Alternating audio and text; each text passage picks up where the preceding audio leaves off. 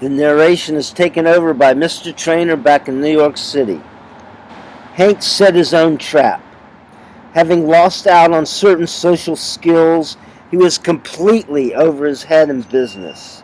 His refusal to make good first impressions, because that's the moment liars shine their best, wasn't a springboard for success. Our acquaintance was due to his avoidance of other lawyers, while Dr. Hammer could only communicate with either of us through messages. None of us made time for the other. I was inconvenienced when Hank's plane ticket arrived at the office, making me 2 minutes late for a paired pianist concert at Lincoln Center that I had to wait for first intermission to enter. Because Mr. Greenway had held out for other last-minute financing, he called my home at the last minute asking if I still had his ticket. He pestered someone at the office for my home number. All we knew of each other was from his rude office visit, so I'd meant to destroy his ticket in the morning when his flight was scheduled. A little ceremony for Dr. Hammer's friend. Instead, I had to become his friend for a sense of compromise with accepting Hammer's small contributions. So, coming up my stairs that night, Hank worked on melting away my dissatisfaction. The same care that should have been applied to how business was done in the Soviet Union. Even then, before he'd left, his problems were in the air. He sounded oddly naive, curiously introspective, examining the street from my window, but he described a whole theory of how business evolved. Staring at the street, Hank said, "Imagine the 19th century's hustling gangs, careering that little Franklin Alley shortcut to White Street. Shrewd entrepreneurs, incorporated from last century into this is some agreement probably born right down there from honor among thieves. Going straight for the money, so to speak. Incidents that stepped up the evolution of modern salesmanship's hustling, while up here with the same strategic calculating, sweatshop supervisors blocked the floor's only light, watching urchins underneath them squirt back and forth that short spurt.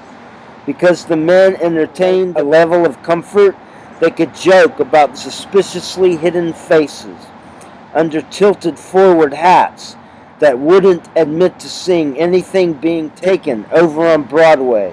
The smaller kids compelled to wear their caps with the same defiant pride and desperation's corruption.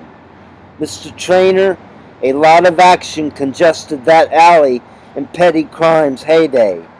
Poverty we can solve, but criminal satisfaction is more troubling." Hank shrugged, sighed, and said, "That alley was a grand thoroughfare before becoming your neighbor's parking lot. I can contemplate those cars' disappearance as our naval's central representation of this neighborhood's evolution from the 5 Points era impoverishment there near here. Proud replacement fully square courthouses. Our fine justice system carving out our malignant tumors, inspiring me to further wonder if living on Franklin Street works on Wall. Are you really in on the head's resolutions, or a mere satisfied limb executing the ruling elite's natural impulse to be effectively seen as erasing sin's desperate motivations, judging our evaluated margins as what's out of control, because, after all, law and order wasn't the criminal's idea, or was it mob rule?" Yes, that was something else Hank said that night, staring out my window. I forgot till now, recalling his habit of speaking outrageously to push the line. Speaking of imagination, my legal work for Prodigy, one of the pre-World Wide Web internet providers, is how I expose Hank to email. He loved letter writing's revival as a way of life, technology resuscitating with the phone previously crowded out of most of our lives. One evening, though, sensing spring stretched 1991's legs, I wasn't in the mood to turn my machine on. I ignored Hank's next urgent email asking if I'd clarify some loose end in Hammer's story.